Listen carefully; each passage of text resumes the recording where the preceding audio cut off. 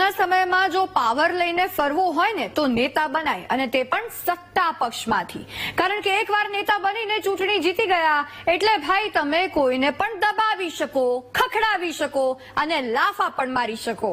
આટલું તો હજુ સમજ્યા કે નેતાને પાવર આવી જાય, પરંતુ નેતાના પતિને પાવર આવી જાય તેવું સાંભળ્યું છે?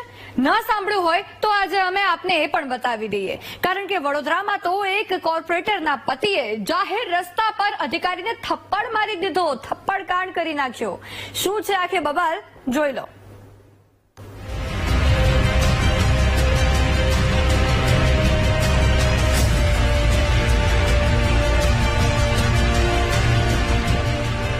પાવર બતાવતો કોર્પોરેટરનો પતિ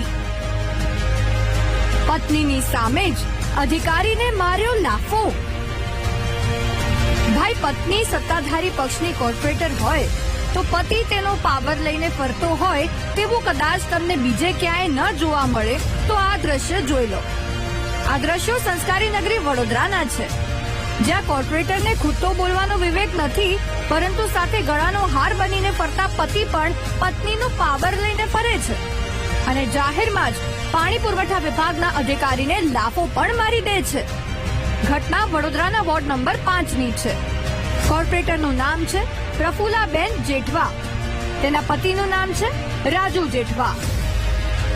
વાત એમ છે કે પાલિકાના અધિકારી સ્મિતેશ પટેલ અને સાગર મિસ્ત્રી જ્યારે વોર્ડ નંબર 5માં પાણીની લાઈન સંબંધિત સમસ્યાનું કામ કરાવી રહ્યા હતા ત્યારે કોર્પોરેટર પ્રફુલ્લાબેન જેઠવા પોતાના પતિ અને 2-4 લોકો સાથે સ્થળ પર આવ્યા અને બબાલ કરવા લાગ્યા. તું તારી પર ઉતરી આવ્યા.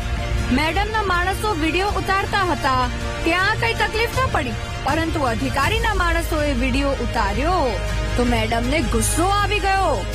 તેવામાં તો મેડમના પતિ રાજુ જેઠવાને ગુસ્સો આવી ગયો અને તેણે તો સીધો જ સાગર મિસ્ત્રી પર હુમલો કરી દીધો અને લાફા પણ માર્યા. ઘટના શું બની હતી તમે પણ સાંભળો. તમને સુધારની વાત કરી, ચાલો બંધ કરી દો ને.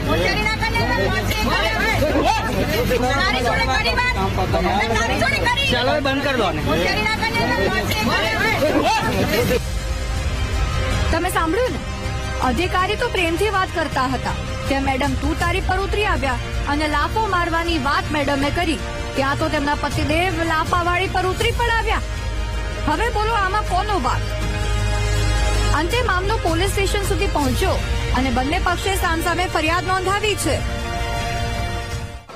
પાણીની ફરિયાદો છે એના ભાગરૂપે અમે લાઈન પાઇપલાઇન ચેક કર્યા હતા અને અમિતનગર બ્રિજના બાજુમાં જે પાણીની લાઈનનું વાલ ચેમ્બર છે અને અમે ચેક કરી રહ્યા હતા.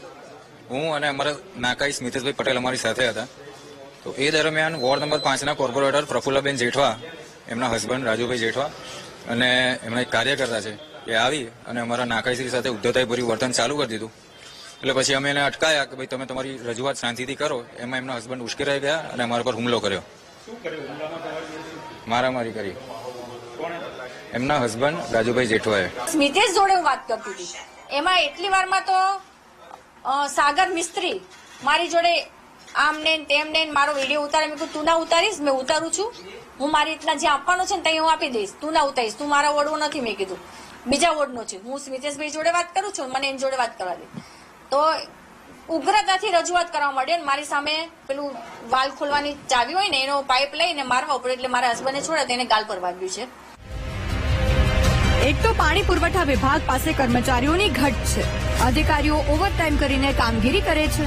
તેવામાં આવા 2 કોડીના નેતાઓના પતિ લાફા મારી જાય તે તો કેવી રીતે સ્વીકારી શકાય? સવાલ અહીં એ થાય છે કે કોર્પોરેટરના પતિને અધિકારી પર હાથ ઉપાડવાનો અધિકાર કોણે આપ્યો? શું પત્ની કોર્પોરેટર છે તો પતિ તેના પાવરમાં ફરશે? શું પત્ની કોર્પોરેટર છે તો કોઈ પણ વ્યક્તિ પર હાથ ઉપાડશો? કોર્પોરેટર બની ગયા તો શું અધિકારી સાથે દુર્વ્યવહાર કરવાનું લાયસન્સ મળી ગયું? સવાલ અહીં અનેક ઉપજી રહ્યા છે અને આનો જવાબ સત્તાધારી પક્ષે પણ આપવો જોઈએ, કારણ કે મેડમ ભાજપમાંથી કોર્પોરેટર છે. તેવામાં જોવાનું એ રહેશે કે સત્તાધારી પક્ષ પાવરનો ઉપયોગ કરી નિર્દોષ અધિકારી સામે કાર્યવાહી કરાવે છે કે પછી પોતાના નેતાને યોગ્ય પાઠ ભણાવે છે.